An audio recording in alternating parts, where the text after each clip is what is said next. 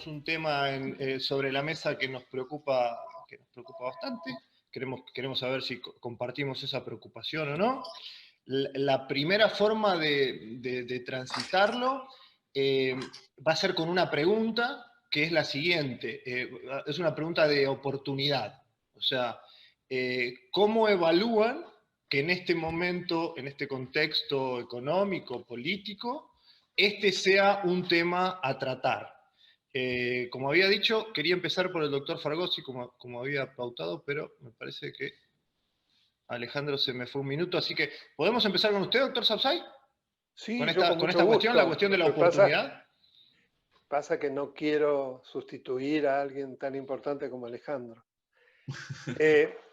Yo creo que no podría ser más inoportuno un país que se encuentra con 50% de las personas bajo la pobreza y según UNICEF pronto con el 60% de los niños bajo la pobreza, que lo que nos ocupe y lo que más preocupe sea una reforma judicial que además no apunta a mejorar la calidad de las instituciones, sino que apunta exclusivamente a asegurar un plan de impunidad realmente impresionante y que no recuerdo un antecedente de una forma tan colosal que se persiga un interés de este tipo. Por lo tanto, me parece que es sumamente inoportuna. Además, los temas que se tratan no son los temas que realmente preocupan al mayor número de los argentinos, que tienen que ver con el mejor acceso a la justicia, con la mayor celeridad, por la inclusión de los sectores más postergados. Hoy hay un muy interesante artículo en el Diario de la Nación de precisamente el defensor de los niños en la aplicación de la Convención de los Derechos del Niño, que alerta sobre lo que va a ocurrir si se aplica uno de los capítulos de la reforma, que tiene que ver con el desguace liso y llano del fuero nacional penal, porque va a desaparecer precisamente el único lugar del país donde existe un fuero especializado para la protección de los niños, niñas y adolescentes, tal como lo exige la Convención.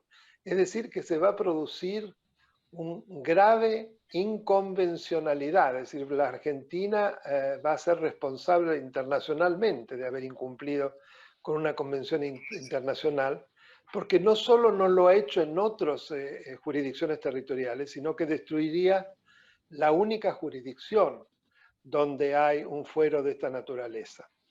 Por lo tanto, bajo todo punto de vista, es inoportuno y lo que se propone no es para nada necesario, porque además no tenemos duda alguna que la coronación de esta reforma tendrá lugar con un proyecto de ampliación de la Corte Suprema. Nada más desafortunado, porque sabemos que cuando las Cortes Supremas se amplían, no se lo hace por motivos inocentes ni de mejor institucionalidad, se lo hacen para lograr la captura del más alto tribunal. Ya tuvimos la experiencia durante el gobierno de Menem, sería trágico que repitiésemos una experiencia tan negativa desde lo institucional. La división en salas es otro disparate, primero porque desconoce que nuestra Constitución habla de una Corte Suprema, es una única Corte Suprema. Las decisiones de la Corte Suprema tienen que ser necesariamente la expresión de la voluntad de la mayoría absoluta de sus miembros, no una división por salas donde según fueros, cada uno de ellos con tener 2 a favor ya sería suficiente para lograr una sentencia favorable. Aunque el proyecto se preparase en una sala temática, digamos así, luego necesariamente tiene que pasar por todas las vocalías. Si no, para la Constitución Nacional, la Corte Suprema no expresa su voluntad, porque no es el resultado de precisamente la expresión de su mayoría absoluta. Pero además de eso, dividir por fueros es desconocer la esencia de para qué hay una Corte Suprema en nuestro sistema, que lo hemos calcado del modelo de los Estados Unidos. Es para efectuar un control de constitucionalidad, es decir, en los distintos procesos y como instancia extraordinaria, no ordinaria, determinar si se han violado, por ejemplo, las garantías de ese debido proceso, el acceso a la justicia como debe ser en un sistema constitucional de derecho, es decir, la protección judicial efectiva, pero de ninguna manera es un análisis de hechos y pruebas en función de una especialidad, porque la transformaríamos en una tercera o cuarta instancia para el caso penal, que no es el sistema que está previsto de control de constitucionalidad en la Argentina. Así que por todos esos motivos estoy absolutamente convencido que es inoportuna, que es peligrosa y que no es necesaria en función de la agenda que se está proponiendo. Muchas gracias, doctor Sapsay. Doctor Fargosi, el puntapié inicial que decidimos para arrancar esto es la oportunidad. ¿Le sorprende que se esté hablando de una reforma judicial en este momento en la Argentina? No, no me sorprende en lo más mínimo porque es una especie de karma que tiene el kirchnerismo con la cuestión judicial. El doctor Sapsay lo ha defendido al procurador Sosa de Santa Cruz hace años, y precisamente por ese ataque al sistema de la independencia judicial. Ellos necesitan, por definición, estar apartados, estar liberados de la justicia. Yo lo sufrí de manera, protagonicé desde un lugar secundario en el Consejo de la Magistratura entre 2010 y 2014, y no hay lo notable del caso es que, y hablando de un punto de vista político, jurídicamente también lo podemos ver, ¿no? Pero de un punto de vista político no hay ningún razonamiento que justifique lo que están haciendo de ninguna índole. El gran miedo que me provoca es que el ejercicio del poder que tienen ininterrumpido desde el 87 ya los ha entrenado, y que esto termine en una especie de negociación de toma y daca, no de cargos porque creo que la oposición está muy firme, sino, bueno, está bien, no aumentamos el número de jueces de la Corte, pero abrimos los recursos que puedan llegar hasta ella, por ejemplo, o bueno, está bien, nosotros no designamos a través de la Cámara de Casación Penal de la Nación a los precandidatos, pero admitimos los concursos sin secreto del nombre. Es decir, yo creo que cuando uno analiza esta reforma, no hay nada, pero nada que justifique negociar políticamente, me refiero, ¿no? No estoy hablando de una negociación impura. No hay nada que justifique hacer otra cosa que negarse de plano y con muchísima firmeza, sobre todo teniendo en cuenta que ya el presidente tiene en su poder, aunque los haya retirado, tiene en su poder 150 y pico ternas para llenar cargos judiciales, a lo que se suman otras 140 o 130 que tiene el Consejo de la Magistratura. O sea, hablando de 988 jueces nacionales y federales, hay casi 300 vacantes, 280 y pico, que van a terminar siendo nombradas por este gobierno. Si lo que quieren es nombrar el 100%, sobre todo teniendo en cuenta otro factor que tenemos que decirlo una buena vez por todas: el procedimiento de selección de jueces en el Consejo de la Magistratura es perverso. Y solamente les pongo un ejemplo del que nadie hace demasiada cuestión, pero es terrible, y es que se eligen equipos de jueces, no se eligen jueces. Increíblemente, la función del Consejo es proponer jueces, la función del presidente es proponer jueces, la función del Senado es dar el acuerdo a jueces. Bueno, en ese juego institucional, el Consejo no puede votar individuos, vota a grupos. ¿Qué quiero decir con esto? La comisión de selección, que siempre la domina cuando es gobierno el kirchnerismo, le manda al Consejo, al Pleno del Consejo de la Magistratura, grupos, ternas, que no se pueden dividir. Entonces uno está obligado a votar masa de jueces, con otra perversión notable del sistema, y es la forma en que se arman las ternas para cubrir vacantes múltiples, que puede llegar a resultar, por ejemplo, que el juez que salió, o el candidato que salió en 8º lugar de 10, por decir algo, termina siendo designado juez, y el que salió segundo no, o primero. En fin, todo el sistema es de una perversión notable por causas institucionales, pero fundamentalmente por la política, porque como me dijo en su momento otro consejero, en este caso kirchnerista, y perdonen que sea coloquial, pero así me lo dijo y así lo quiero transmitir, porque eso es lo que pasa. ¿Para qué te calentás si lo que votamos acá lo negociamos en el Congreso? Que es exactamente lo contrario de lo que quiere la Constitución en el 114. ¿Correcto? Resumiendo, no hay nada que justifique hacer absolutamente otra cosa que llenar como corresponde las vacantes pendientes, y por el otro lado, tocar un punto que no es menor, y es cómo se distribuye la plata dentro del Poder Judicial. No estamos hablando de lo medular. Lo medular es que tenemos un Poder Judicial pobre con una Corte rica. Entonces, por un lado, el Consejo de la Magistratura está endeudado por todos lados y deja de pagar las cosas que debe pagar y tiene que presentar a moratoria de como 3.000 millones de pesos en algunos entes reguladores, y en paralelo hay un fondo anticíclico que no sé qué cataclismo espera el fondo anticíclico. Porque si el cataclismo de la cuarentena no es suficiente, no entiendo muy bien para qué está. Resumiendo, entonces, el momento no me asombra, no esperaba nada bueno y esto recién empieza. Gracias, doctor Fargosi. Doctor Rojas, ¿cómo evalúa la oportunidad de esta propuesta de reforma? Bueno, por supuesto, primero coincido, y no voy a repetir argumentos que se acaban de dar, sobre que no es el momento para una reforma de este tipo. No es necesario hacerlo en este momento.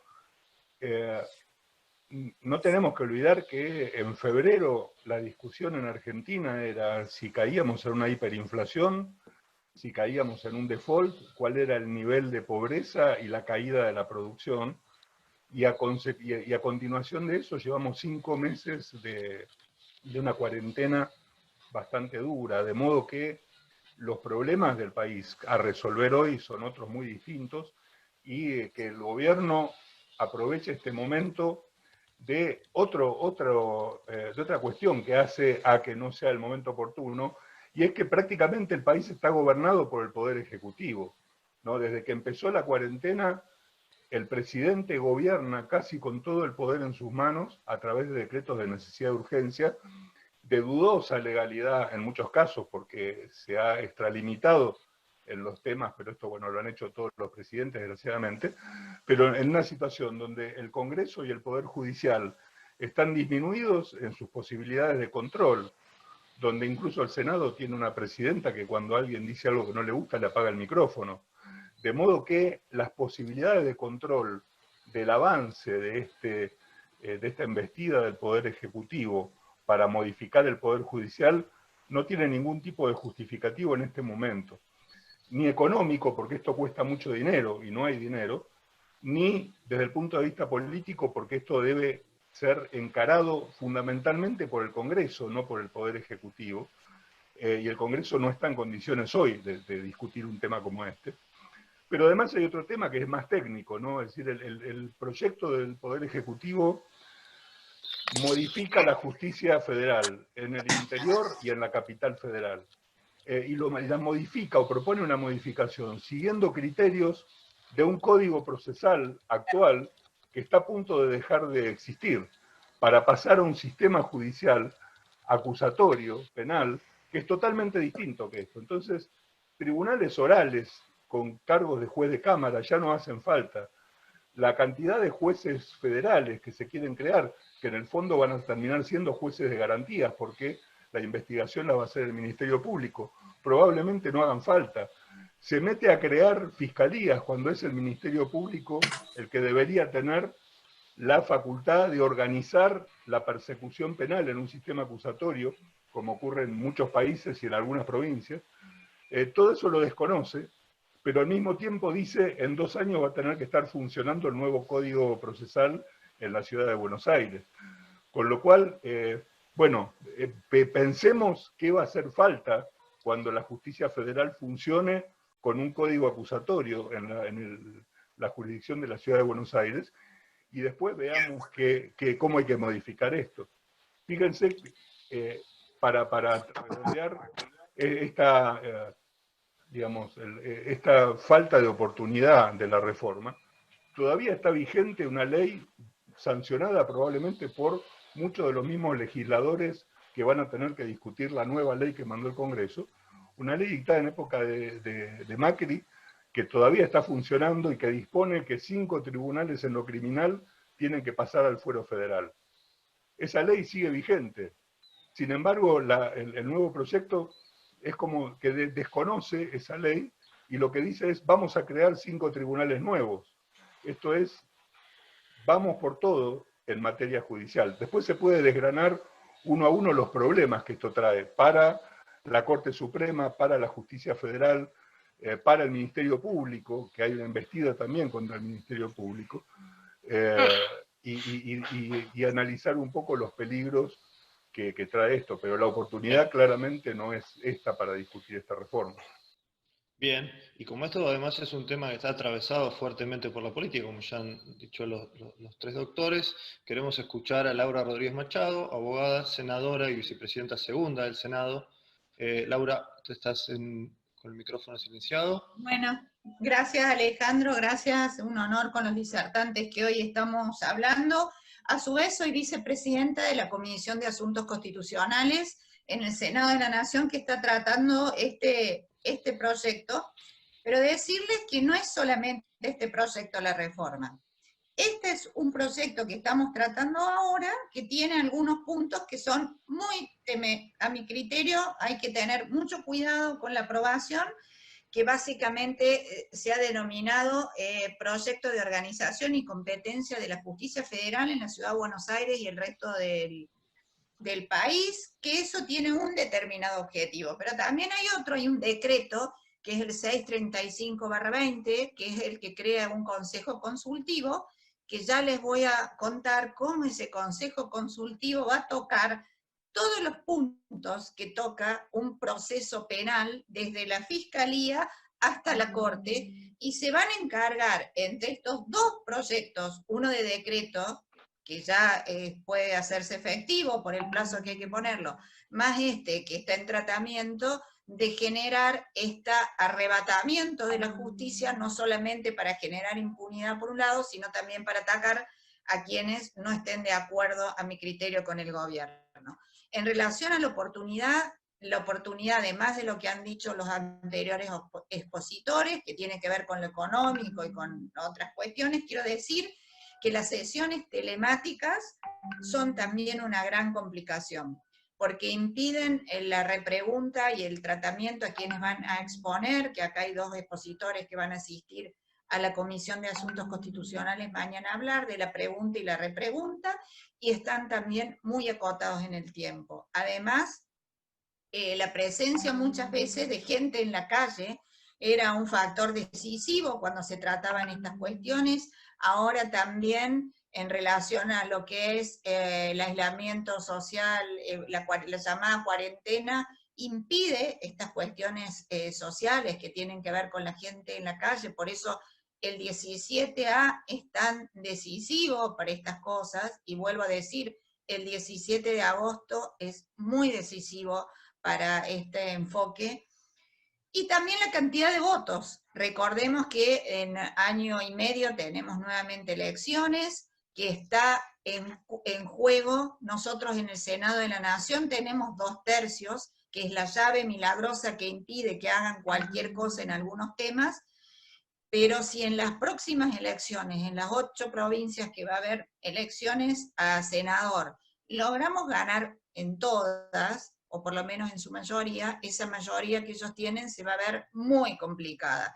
Y además los votos que se podría ganar también en diputados no les permitiría de acá a 1 año y medio hacer esta reforma que pretenden hacer ahora. Así que por todos esos motivos, evidentemente ahora la impulsan. Pero además, decirles, y con esto sigo con las otras preguntas, que han puesto un artículo en la ley, modifican la subrogancia, es decir, quién se hace cargo de un juzgado o de una vacante, modificando la actual ley, y vuelven a hacer algo que estaba como prohibido y que lo hacía Gils Carbón, el Ministerio Público Fiscal.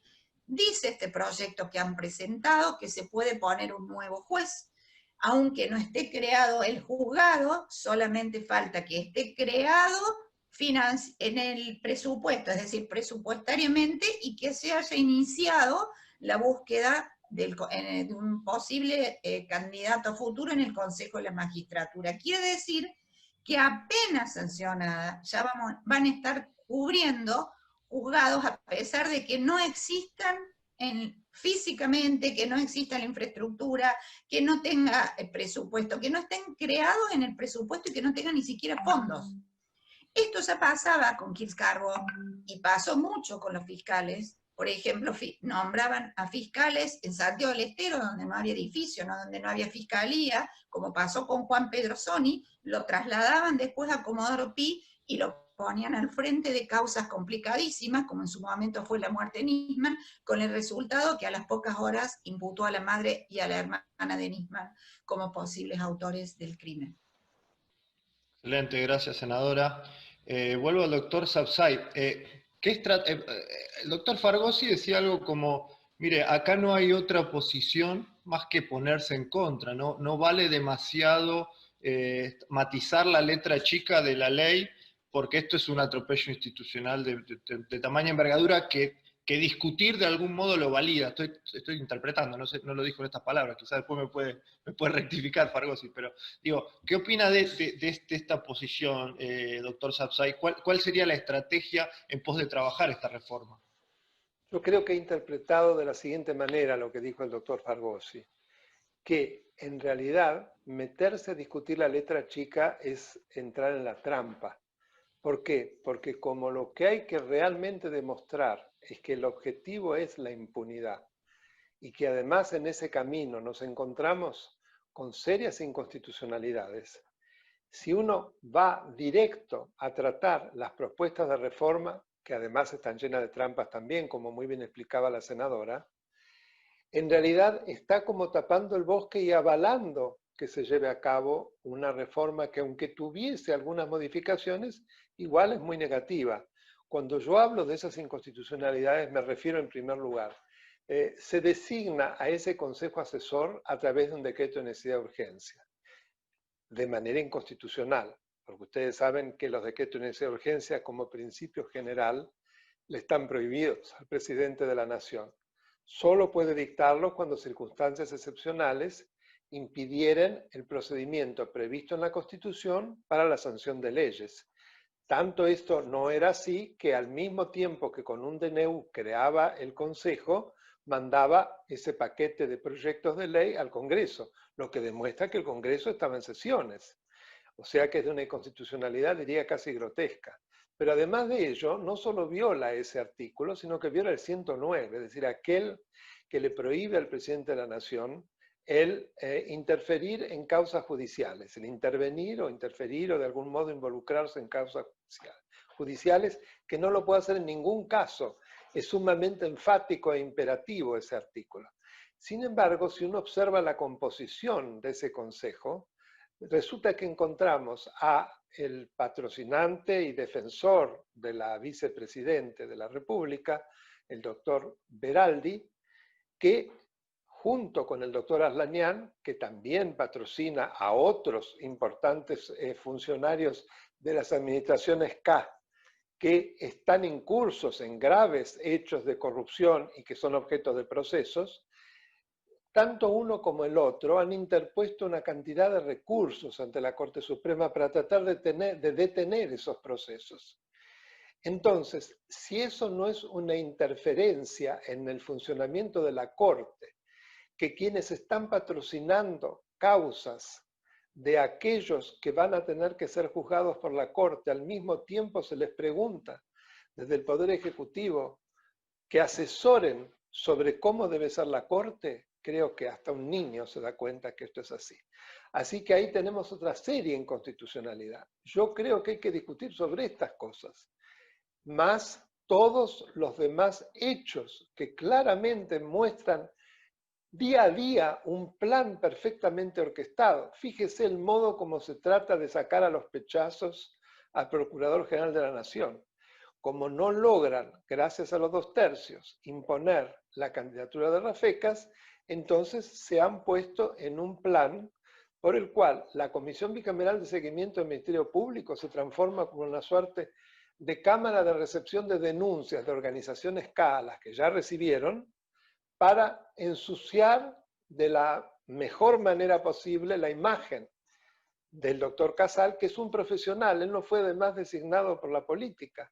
Recordemos que él fue el producto de que cuando renuncia Gil Carbó, la última procuradora general de la Nación que fuera elegida por un presidente, como queda vacante el cargo y no se acepta el pliego de la doctora Weinberg de Roca, que había sido propuesta por el ingeniero Macri, en la línea profesional de jerarquía dentro del Ministerio Público, el que correspondía es el doctor Casal, que hace más de 2 años que se desempeña muy dignamente, muy independientemente, como procurador general. Ahora bien, como en el tercer lugar de la línea de sucesión está el doctor Víctor Abramovich, que más allá de sus calidades como profesional que no se ponen en duda, es un hombre del riñón de Horacio Verbitsky y absolutamente ligado a justicia legítima, hay que ver primero el modo como se lo echa a Casal, obligarlo a renunciar, y luego a la doctora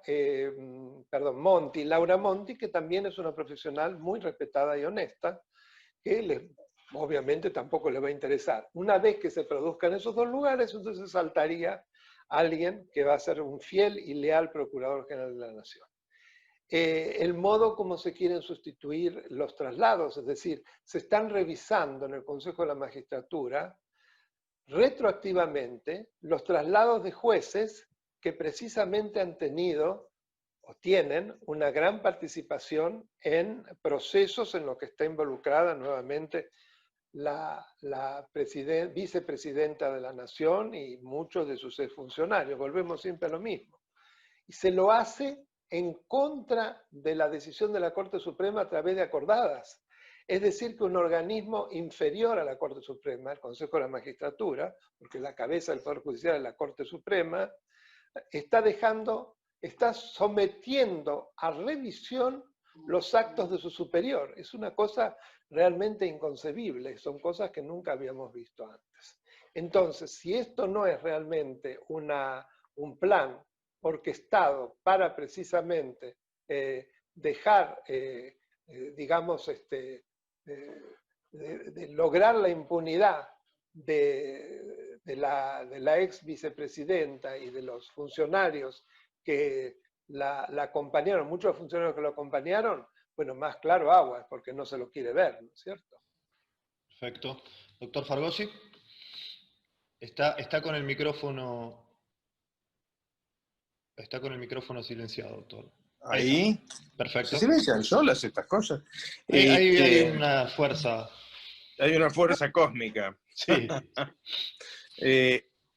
Sí, efectivamente lo decía en el sentido que les comentaba, porque tan es así que hay un plan bastante bien pensado, esto no es un accidente, que fíjense que esa decisión de hace poquitos días del Consejo de la Magistratura, enmendando la plana de la Corte en los traslados que afectan a los juicios en los que está imputada Cristina Kirchner, es exactamente contradictoria, diametralmente contradictoria, con la fusión de áreas, con la fusión de jurisdicciones que pretende el proyecto.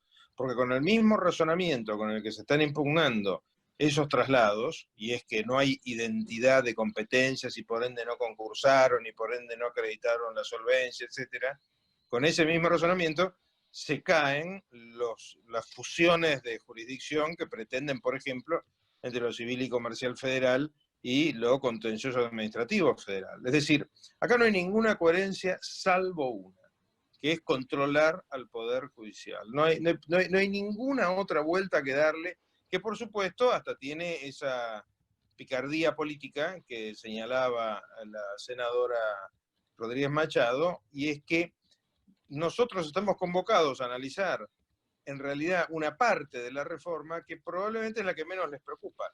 Eso es lo que quieren decir por la Corte y por el Consejo de la Magistratura, y sobre todo con argumentos que tienen una falacia elemental. Si el problema es que la Corte trabaja poco es falso. La Corte bate récords de cantidad de juicios resueltos, sea con sentencia, sea a través del 280 o de la acordada 44, no, 4.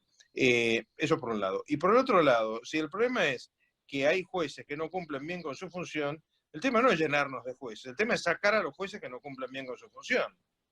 Cosa que no se hace porque no se quiere, porque la realidad es que el Consejo de la Magistratura vive con las manos atadas fundamentalmente porque el kirchnerismo se niega a remover los jueces que le son empáticos. Y acá hay que abrir un capítulo que hay que ser muy humano en analizarlo y salpica o puede complicar hasta la propia comisión de abogados que formó el presidente. Y es el siguiente.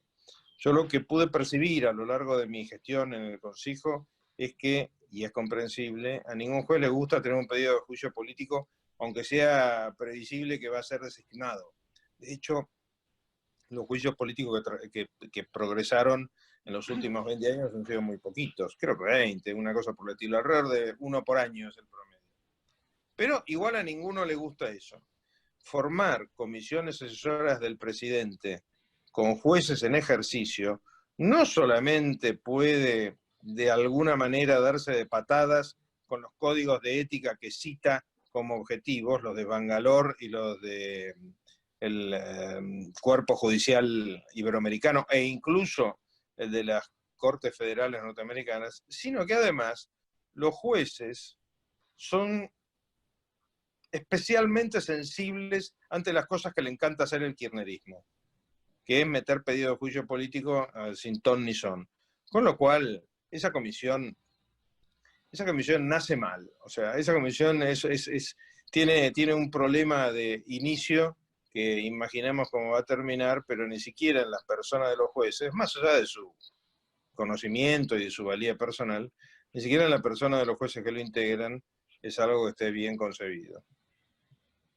Gracias, doctor Fargosi. Doctor Rojas. Esperemos que el espíritu haga que... Ahí está. En primer lugar, lo que nosotros conocemos de lo que se quiere hacer es solamente la punta del iceberg, ¿no? Porque en realidad está el proyecto de ley, pero después esta comisión tiene la total libertad y además se mencionan áreas tan delicadas como el Consejo de la Magistratura y la Corte Suprema expresamente, donde no sabemos qué es lo que puede, es una caja de Pandora, con lo cual eso hace mucho más grave la discusión de esta reforma en estos momentos. Yendo al proyecto de ley, que es lo más tangible que uno puede ver, tiene estas trampas, ¿no? Como decía la senadora hace un rato, uno recuerda que en su momento cuando el tribunal en lo criminal número 10 iba a convertirse en un tribunal federal, como decía la ley que se dictó antes, la Corte en el momento de su instalación dijo el procedimiento no es el correcto, no es constitucional, y no lo instaló al tribunal, y tuvieron que volver a ser un tribunal criminal. ¿Qué es lo que plantea el proyecto para hacer una trampa y saltar este problema?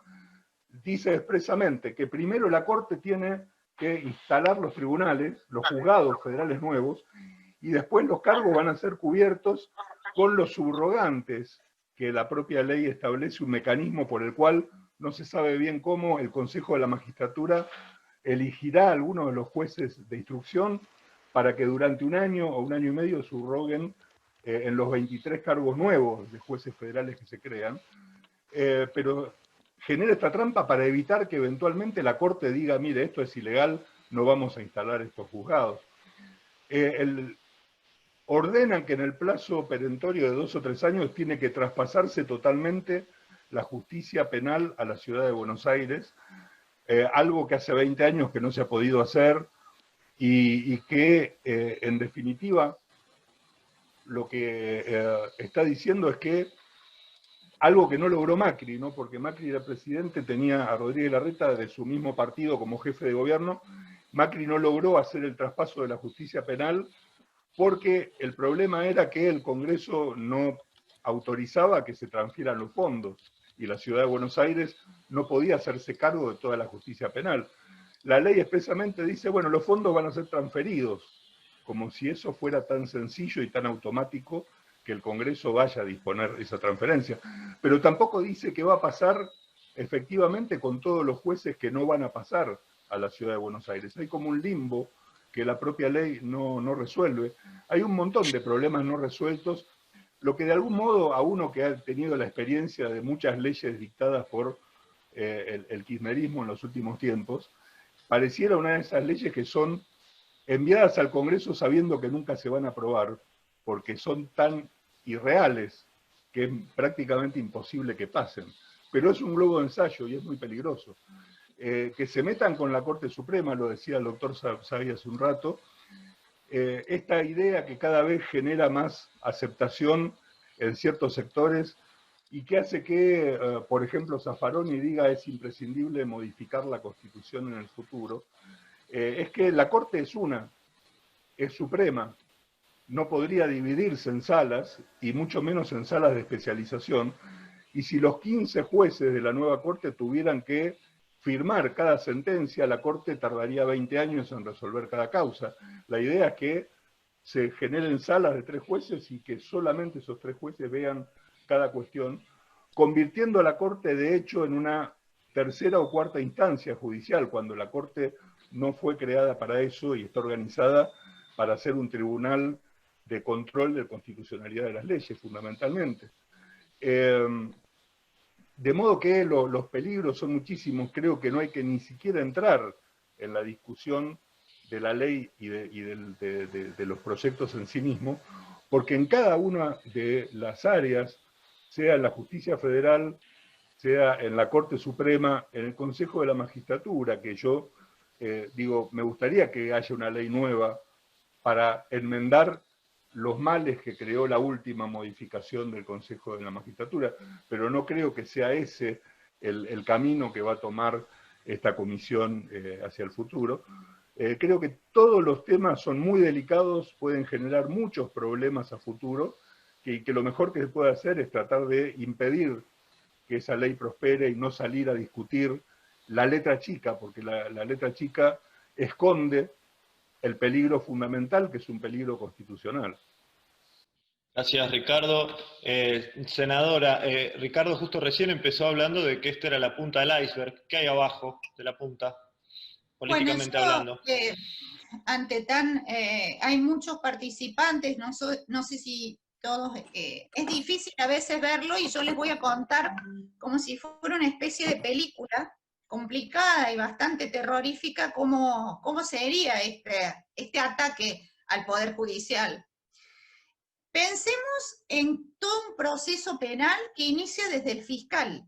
El fiscal es el que inicia la causa, el que verifica si va a haber delito. El fiscal depende de un ministerio público que ordena y los ordena cómo seguir con su trabajo. Ahí hay dos ataques. Una que lo quieren sacar al actual y le están iniciando en la bicameral la posibilidad de sacarlo para poner a quienes siguen, que de alguna manera a mi criterio pueden ser parciales, y la otra es poder designar a rafecas. No rafecas sería el procurador fiscal que se encarga de todos los fiscales, pero no lo han podido designar aún porque no tienen los 2/3 de los votos en el Senado de la Nación. Pero fíjense cuál es la trampa.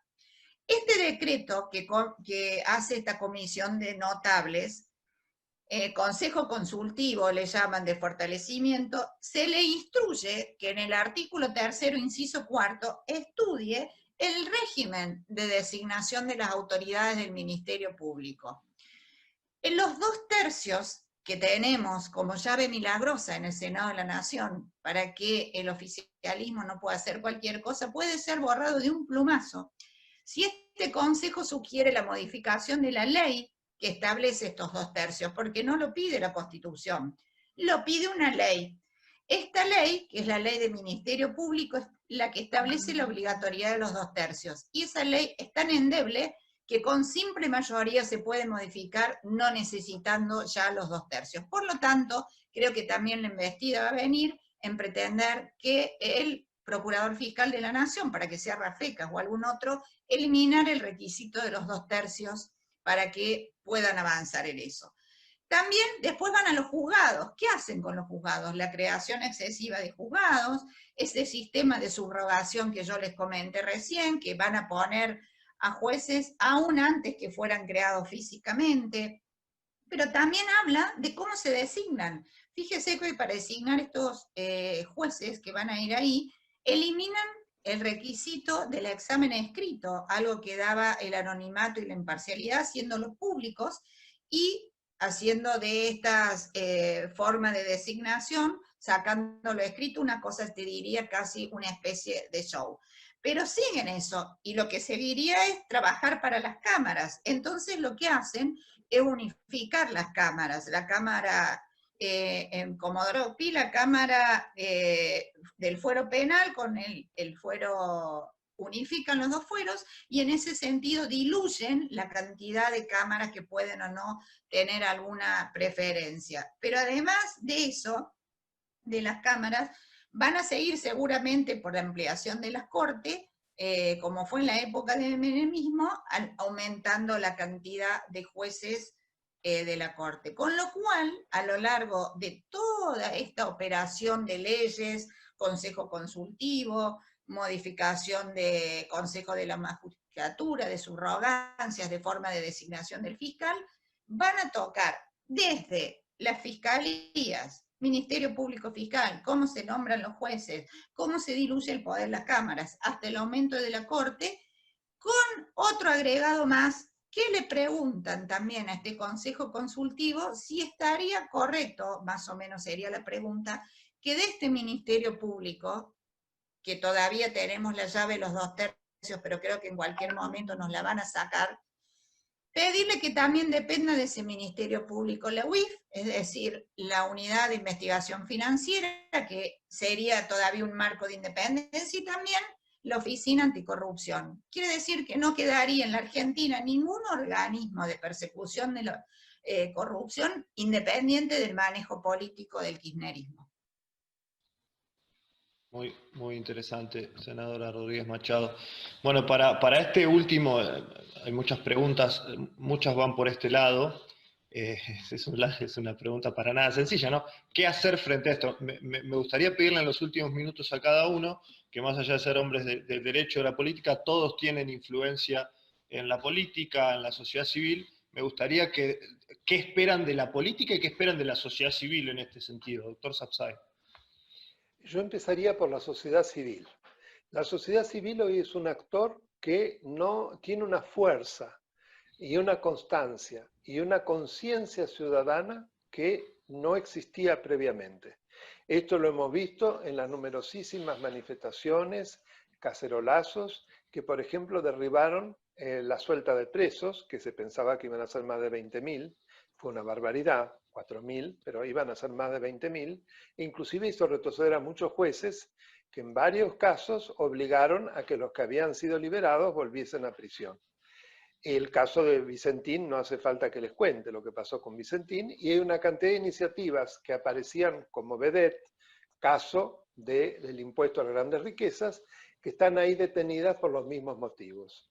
En este caso, yo dudo que hoy estas propuestas tengan mayoría en diputados, porque no olvidemos que en el Senado sí tiene una mayoría aplastante, pero en diputados son primera minoría, y las mayorías de quórum que necesitan por lo menos 129 diputados son justísimas casi siempre logran 130, 131, en los casos en los que Todos por el Cambio deciden no apoyar.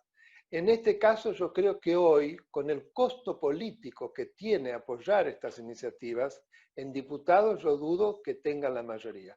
Pero además de eso, aunque algunas salieran, con el estado que hoy encontramos en el Poder Judicial Federal, donde yo creo hacía mucho que yo no veía que dos cámaras, una Cámara Nacional del Crimen de la capital y la Cámara Federal en lo Civil y Comercial, salieran con acordadas fuertísimas manifestándose en contra de estos proyectos. Pero eso se replica también en la Asociación de Magistrados, en la Asociación de Fiscales, que ya han mostrado en sus presentaciones ante el Senado qué es lo que piensan de esta reforma. ¿A qué voy con esto? Que estoy convencido que, como pasó con los artículos más, digamos, más negativos y más anticonstitucionales de la democratización de la justicia, que fueron declarados inconstitucionales por la Corte, creo que a esto la mayoría de las cosas les esperaría el mismo destino. Así que realmente hoy yo no estoy tan preocupado, sinceramente.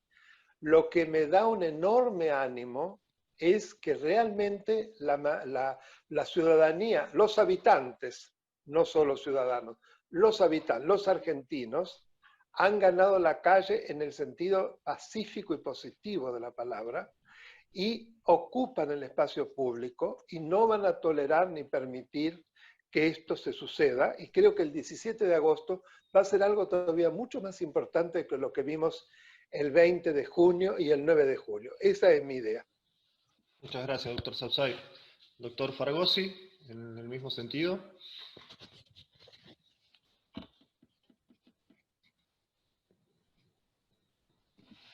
Tiene el micrófono cerrado.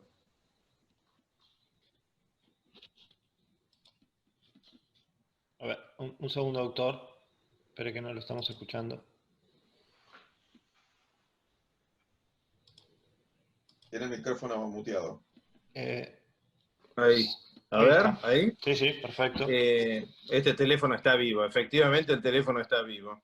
Decía, hay muchos políticos que todavía no se han dado cuenta que ese semisecreto en el que antes se manejaba la política, que se manejaba la justicia, que se manejaba el mundo empresario y el sindical, se terminó con la proliferación de redes, y una vez que la gente ha tomado conciencia del valor de su presencia, ya es muy difícil de parar. Los antecedentes que mencionaba el doctor Sapsay tienen incluso otro, un poco más lejano, pero que fue rotundo y en pleno gobierno kirchnerista, que fue el intento de sacar al doctor Campagnoli. Si ustedes recordarán, eso con el sistema de poca fortaleza que tienen los fiscales, que es en realidad lo que habría que fortalecer, porque en un sistema acusatorio fiscales que son fácilmente despedibles, por llamarlo de alguna manera, deben ser reforzados. Pero esa fue la primera demostración de cómo las redes generan un efecto de retroalimentación de redes, manifestaciones, que si se fortalecen con la presencia activa de los jueces, me parece fantástico lo que han hecho las cámaras, siguiendo el viejo precedente de la Corte en la acordada 44 del 89, cuando se manifestaron contra la ampliación que había y que iba a disponer y que dispuso Menem, y sería un sueño que además lo hicieron otras cámaras, no solamente estas dos. Es decir, cámaras, colegios, todavía falta mucha gente que está callada, eso no me gusta, pero es muchísima más la que no lo está, y creo que la salida a todas estas situaciones es lo que estamos haciendo. Lo decimos de frente, con nombre y apellido, y vamos a seguir siendo dueños de nuestro país. Muchísimas gracias, doctor Fragosi. Doctor Rojas. Sí, bueno, a ver, a mí me gustaría cumplir el sueño algún día de ver al país volviendo a ser una república, ¿no? Donde haya instituciones independientes y donde cada uno de esas instituciones cumpla el rol que tiene que cumplir. Me encantaría que en un caso como este, donde hay un avasallamiento por parte del Poder Ejecutivo de tomar la suma del poder público, porque nos hemos acostumbrado a que los presidentes gobiernen por decretos que son inconstitucionales, y en estos momentos va por el Poder Judicial a través de decretos inconstitucionales. Me encantaría que el Congreso ponga un freno. En estos momentos la Cámara de Diputados, que es donde más se puede pelear, me encantaría que los jueces pongan frenos, ya sea la Corte o los tribunales inferiores. Me encantaría que el Ministerio Público ponga frenos. El problema es que ha sido tanto tiempo de avasallar la división de poderes y el sistema republicano, que todo esto solo va a ser muy difícil que ocurra si es que la gente no empuja desde atrás. Yo creo que va a ser fundamental que la gente tome conciencia de que esto es muy grave, tal vez es más grave que la situación económica, pensando a futuro, y que realmente, como alguna vez la gente salió a la calle por la 125 o por algunos otros temas. En este caso es fundamental que la gente salga a apoyar el freno al avance unilateral del Poder Ejecutivo sobre el Poder Judicial, que es lo que estamos viendo. Por eso creo que este tipo de actividades y todas las formas de difundir lo que hay detrás de este proyecto de reforma son esenciales para tratar de pararlo. Muchas gracias, Ricardo. Senadora, ¿qué espera de la sociedad civil en este sentido? Bueno, la verdad que voy a coincidir, la sociedad civil, los medios de comunicación, todavía ese atisbo de libertad que hay de opinión en Argentina. Fíjense una cosa que está pasando en este momento, para decir la importancia de estas cuestiones. Mañana en el Senado, a partir de las 14 horas, va a haber una comisión de expertos para que se manifiesten en el término de 7 minutos por sus opiniones en relación a una parte de la reforma, evidentemente. Estaba listado para ir mañana Zaffaroni, que iba a hablar, obviamente, a favor, seguramente, de esta reforma. Y con los exabruptos de los últimos días, que dijo que le parece que hay que reformar la Constitución, y además le habló de un partido hitleriano de los medios de comunicación y más, me acaba de llegar una comunicación que lo han retirado de la lista de expositores en el día de mañana, reemplazándolo por otro. Y esto lo digo para que entiendan la fuerza que tenemos los argentinos cuando tomamos decisiones, cuando opinamos, cuando nos movemos de la pena, y también cuando estamos presentes. Caso como este, ni hablar de lo de Vicentín, ni hablar de otras cuestiones, pero voy a decir lo que está pasando en este momento. Un expositor que seguramente iba a irritar a la ciudadanía por sus manifestaciones, acaba de ser retirado del panel de mañana de expositores, así que los doctores Sabzai y Fargosi no lo van a tener en un panel donde van a compartir sus opiniones, pero decirles que nosotros en el Senado vamos a hacer lo posible para que al menos nuestra voz sea escuchada, y también en la Cámara de Diputados. Recordarles que en el Senado tenemos 29 votos sobre 72, que ellos tienen 41, porque hay 2 senadores, Menem y Alperovich, que no estarían asistiendo, y en la Cámara de Diputados, Juntos por el Cambio tiene 116 diputados sobre 257. En esto es vital lo que hagan estos unibloques, lo que hagan representantes de un peronismo que dice ser federal, lo que hagan algunos representantes de partidos que son muy chiquitos, y lo que hagan muchos que a último momento terminan cambiando su voto. Así que a todas las provincias que nos están escuchando, porque acá veo que es de todo el país y que se está transmitiendo por muchas redes, hablen con sus legisladores, pregúntenles cómo van a votar. Hagan este tipo de reuniones y de conferencias públicamente en cada lugar donde puedan. Participen. No es tan técnico el tema es tocar desde el fiscal hasta la corte, fiscal, juzgados, cámaras, corte, y también Ministerio Público Fiscal y Consejo en la Magistratura, para que en todos lados manejen los hilos. Más claro que eso, imposible, así que también dependemos de la ciudadanía cómo actúe en función de esta arremetida contra la independencia del Poder Judicial en Argentina. Muy bueno, me quedo con esto de que los ciudadanos aprovechen para peticionar y consultar a sus representantes en las provincias. Como dice la senadora, este es un evento en el que están participando mucha gente de todo el país. Por ahí están diciendo en los comentarios, es que Zaffaroni le tuvo miedo a Sabzai y a Fargosi. Vamos todavía. Hemos cumplido con el tiempo, ha sido extremadamente interesante y grato para Fundación Libertad escucharlos. Hay mucho comentario, doctor Fargosi, que quiere la anécdota de lo que le pasó a usted con la computadora. No. Pero los vamos a dejar con ganas. Sabemos que probablemente esa computadora terminó mal. Esa computadora no es más computadora. Bueno. Doctor Sabzai, muchísimas gracias. Doctor Gracias Fargosi, a muchísimas ustedes, gracias. ha sido un Doctor placer. Rojas, ha sido un gusto. Muchas Senadora gracias. Rodríguez Machado, y a todos por escucharnos. Muchas gracias de parte de Fundación Libertad y de todas las entidades que nos acompañaron hoy. Hasta luego, gracias.